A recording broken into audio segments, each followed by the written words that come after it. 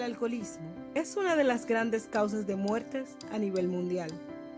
Deja la botella a un lado y toma el control de tu vida. Buenos días, queridos y queridas radioescuchas.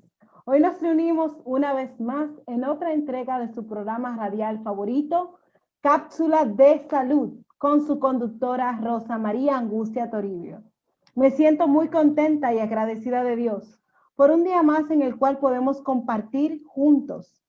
Hoy traemos uno de tantos temas interesantes como siempre. Hoy vamos a hablar de cáncer hepático, cáncer de vesícula biliar y colangiocarcinoma. Y como siempre, en esta emisora nos las votamos, 105.7, tu emisora favorita. Hemos traído a las doctoras Yanelsi Aragonés, especialista en oncología de la Universidad de Harvard, Yasmi Carvajal, médico en jefe del área de oncología del Hospital Plaza de la Salud. Y por último, pero no menos importante, Madeline Capellán, cirujana oncóloga del Hospital Dr. Francisco Moscoso Puello. Le damos la bienvenida a ustedes, doctora, y muchas gracias por aceptar nuestra invitación. Gracias por la invitación. Gracias. Bueno, siempre debemos dar una síntesis, una iniciación antes de hablar de estos temas tan importantes. Por eso debemos conocer qué son estos cánceres. El cáncer hepático es un tipo de carcinoma maligno, el cual produce células neoplásicas que van a traer daños consigo al organismo.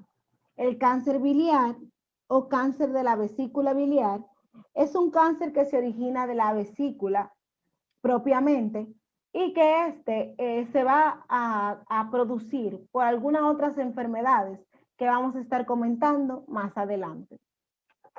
Y también el colangiocarcinoma es una enfermedad, es un tipo de cáncer en el cual se afectan los conductos de la vesícula biliar. Entonces nos preguntaremos, ¿de dónde se originan, de dónde germinan estos cánceres? Pues estos cánceres germinan de la capa germinativa conocida como endodermo. Y sí, hay factores muy importantes que debemos tener en cuenta que van a desarrollar dichas enfermedades, como son en el hígado, la principal y más importante es la infección por el virus de hepatitis B. En el cáncer de vesícula, la litiasis vesicular es el factor de riesgo más importante. Y en el colangiocarcinoma, el factor de riesgo más importante es la colitis ulcerativa. Pero ya están llegando llamadas de radio, ya las personas quieren saber, quieren preguntarle a las doctoras. Entonces, para eso estamos aquí, para que las doctoras respondan cualquier tipo de pregunta. Sí, buenas. Buenas noches. Doctora, ¿existen otros factores de riesgo para estos cánceres? Buenas, por supuesto que sí. Existe lo que son la susceptibilidad genética que por ejemplo, para el cáncer hepático, las personas que padecen hemocromatosis o enfermedad de Wilson o las personas que padecen cirrosis biliar primaria o cáncer hepático, también los que tienen deficiencia de antitripsina alfa 1, estos pacientes son más propensos a desarrollar hepatocarcinoma, también los que consumen anticonceptivos orales. En el caso de la vesícula biliar, pues pacientes obesos, también los que presentan pólipos vesiculares. En el caso del hígado también el tabaco puede ser otro factor de riesgo. Como ya sabemos, el tabaco está involucrado en muchos cánceres. Y para los colangiocarcinomas, pues la colangitis esclerosante primaria también es un gran factor de riesgo. Estos son factores que, como ya mi compañera había dicho, no son los principales, porque los principales fueron los que ya mencionaron, pero que también pueden ser propensos a desarrollar estos tipos de cáncer. Otros son también los que las sustancias químicas que son carcinógenas. Así es, doctora Leasmi, los carcinógenos como la flactosina B1, el alcohol, el cloruro de vinilo, el arsénico, el hollín, el alquitrán, todas estas exposiciones pueden dar lugar al cáncer hepático. Otras sustancias que pueden dar lugar al cáncer de la vesícula biliar son, por ejemplo, colantreno, las nitrosaminas y la aminoacetoleno. Esos son los carcinógenos que más pueden dar lugar a este tipo de enfermedad. Muchísimas gracias por esas informaciones. Suena otra llamadita a nuestra central. Vamos a ver qué otra preguntita tienen para las doctoras. Aló, doctora. Yo quisiera saber si hay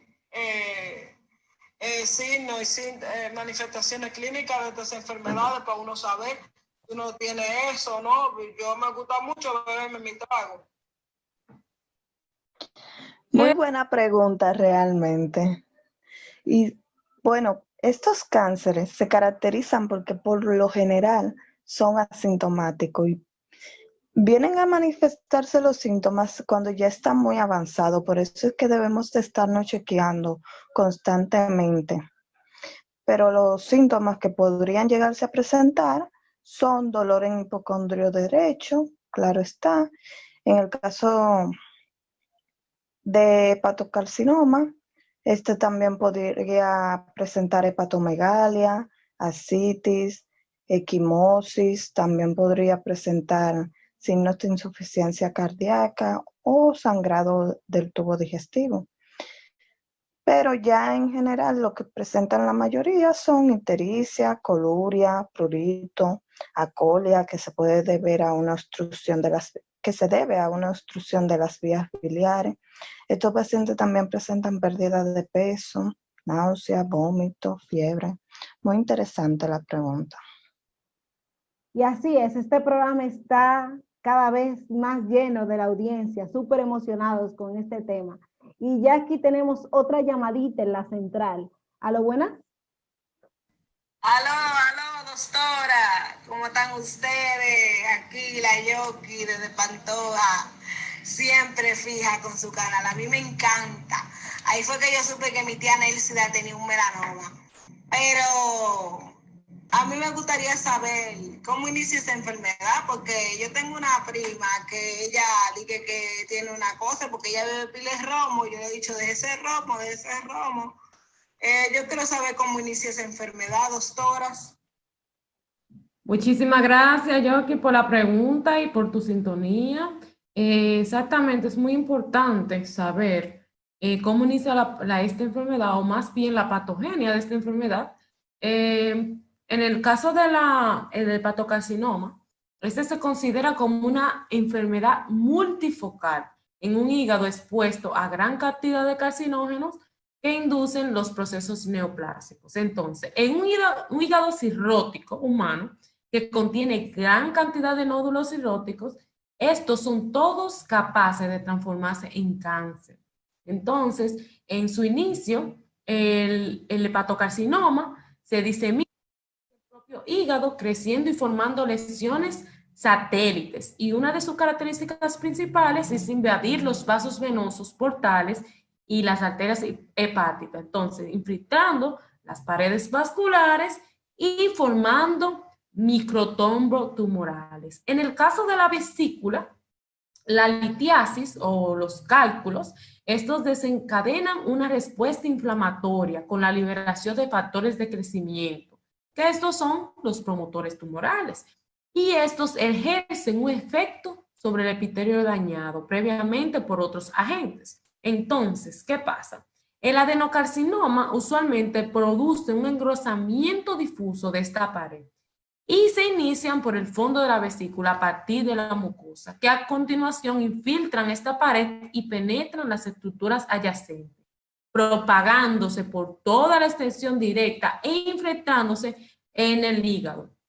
otras estructuras anatómicas como el duodeno, el colon, la pared abdominal anterior, el colédoco, por infiltración directa a través de ¿qué? El triángulo de Carnot. En cuanto a las vías biliares, el adenocarcinoma es la estirpe histopatológica más frecuente encontrada y ocupa más del 90% de estas neoplasias.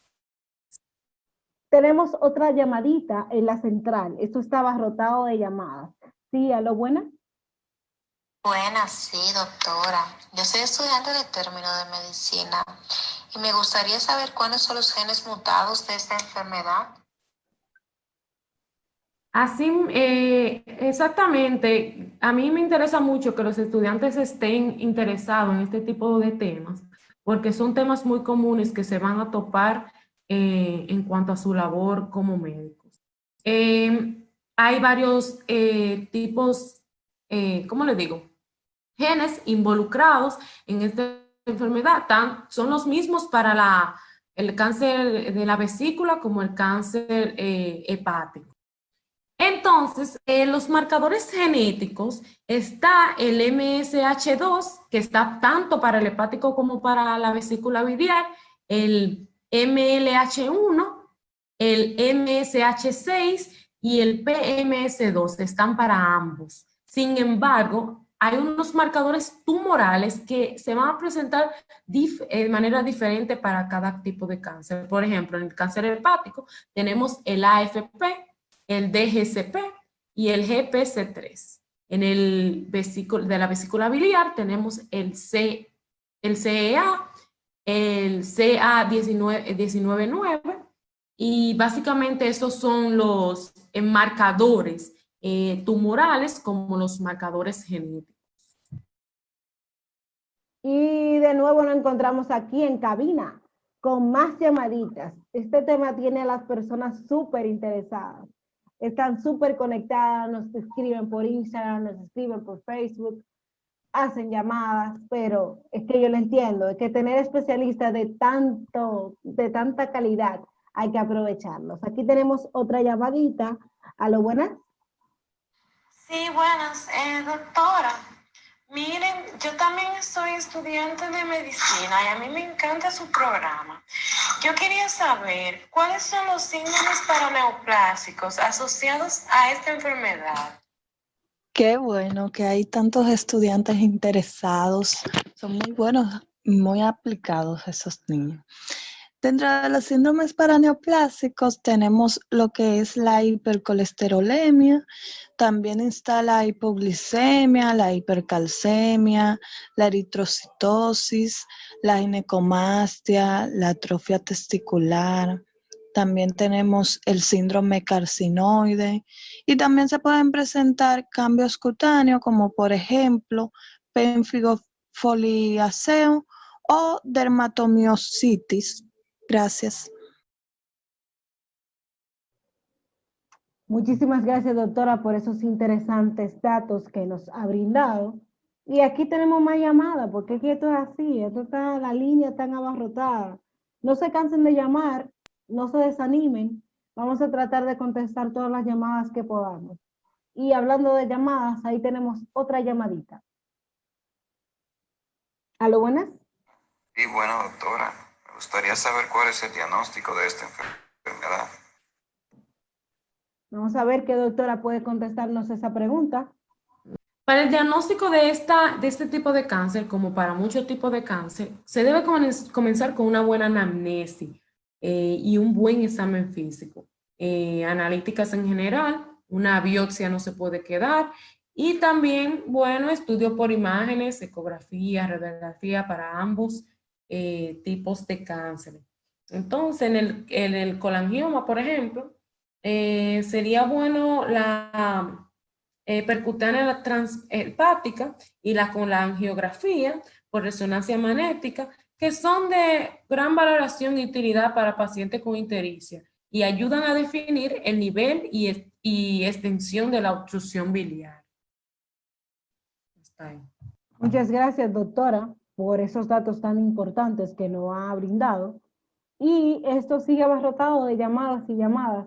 Estudiantes de medicina, personas del entorno, le agradecemos a cada uno de ustedes por sintonizarnos y decirles que no se desesperen, que vamos a tratar de tomar todas las llamaditas posibles. Y hablando de llamaditas, ya tenemos otra llamada.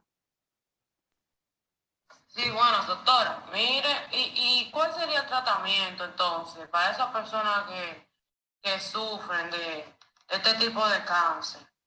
Buenas, sí, claro.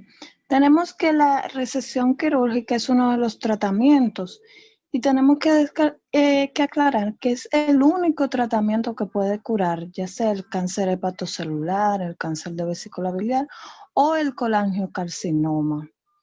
Para el cáncer hepatocelular también podemos mencionar el trasplante de hígado, radioterapia, ablación por radiofrecuencia, quimioembolización transarterial y también dentro de la quimioterapia para el cáncer de hígado tenemos lo que es cistolatino, doxorubicina, 5-fluoruracilo e interferón.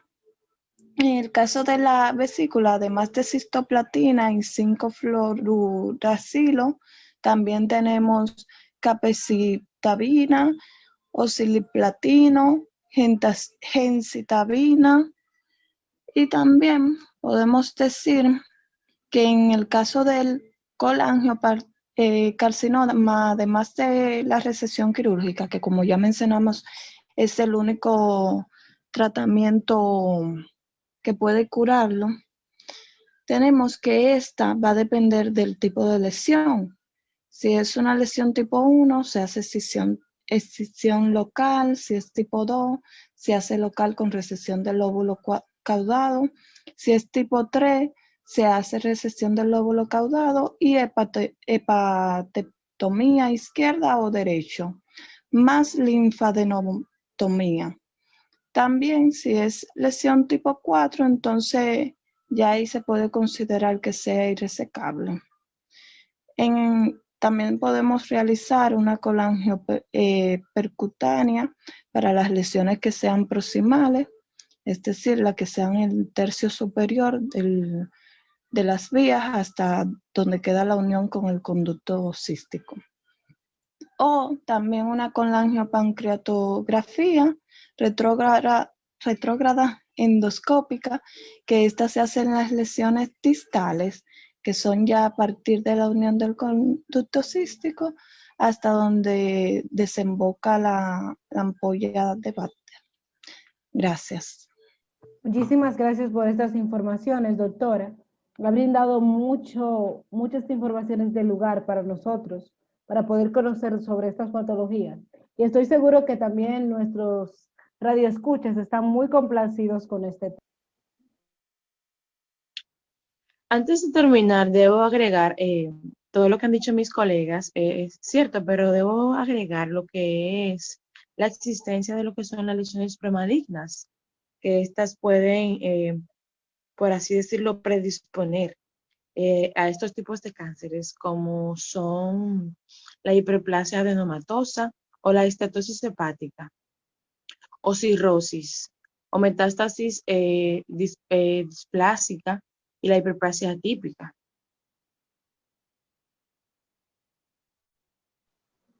Esos son datos muy interesantes que ha colaborado la doctora. Muchísimas gracias por ello. Y esto no se queda aquí, o sea, hay muchísimas llamadas, están abarrotados el canal. No sabemos ni por dónde empezar a contestar tantos mensajes de agradecimiento de las personas por tantas informaciones importantes y también de dudas que tienen. Pero, hablando de dudas, tenemos una llamadita. ¿Aló, buenas?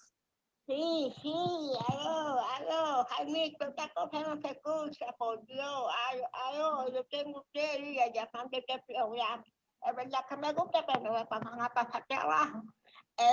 Yo tengo una prima que ella toma mucho alcohol y vive en la calle. Esa prima mía está como loca. Y yo quisiera saber si hay una medida preventiva para que no le den esos cánceres a esa gente. Oh, claro que sí, mi señora hermosa. Mire, tenemos que tener en cuenta la prevención de este tipo de cánceres es sumamente importante. Y lo primero es el no uso de bebidas alcohólicas. Escuchamos a diario en la radio, en la televisión, que el alcohol es perjudicial para la salud y es cierto. El alcohol es muy determinante para que este tipo de cánceres pueda desarrollarse. La alimentación saludable es muy importante, también el no uso de grasas y también hacer ejercicios. Por esa razón, no hay una edad para decir no hacer ejercicios por su condición, sino hacer todos cualquier rutina de ejercicio diaria para poder estar en salud. Es muy importante. Otra cosa también que esta enfermedad, este tipo de enfermedades, este tipo de cánceres, tiene un mal pronóstico. ¿Por qué? Porque es asintomática la mayoría de las veces y cuando ya el paciente quiere ir al médico, a veces ya es muy tarde. Por esa razón es que debemos que tener de la mano lo que es prevención para que cuando sepamos que tenemos algún tipo de lesión, bueno, pues podamos acudir temprano y así prevenir lo que es el cáncer de este tipo y así. Bueno, Radio Escuchas, estamos más que complacidos, tanto por su sintonía como por esta disposición que tienen estas especialistas a sacar un poco de su tiempo para venir a acompañarnos y regalarnos de esas informaciones que pueden servir para decirle a un amigo, a un vecino o aclararle dudas a cualquier persona que esté a nuestro alrededor con dudas sobre estas enfermedades. Les damos las gracias a nuestras tres especialistas, Yanelsi Aragonés, Yasmi Calvajar y la doctora Madeline Capellán. Muchas gracias por habernos acompañado en este día y por haber compartido sus conocimientos con nosotros. Muchas gracias a ustedes. Gracias a ti, Rosa Angustias, por invitarnos. Gracias, gracias. Encantada de estar aquí, feliz. Muchísimas gracias. Así nos encontramos nosotros, encantadísimos de tener personas como ustedes acompañándonos. Hemos llegado al final de nuestra emisión de nuestro canal favorito de toda la familia, Cápsula de Salud. Así que queden en la paz de Dios, cuídense mucho, utilicen todas sus medidas de protección y nos vemos en una próxima entrega.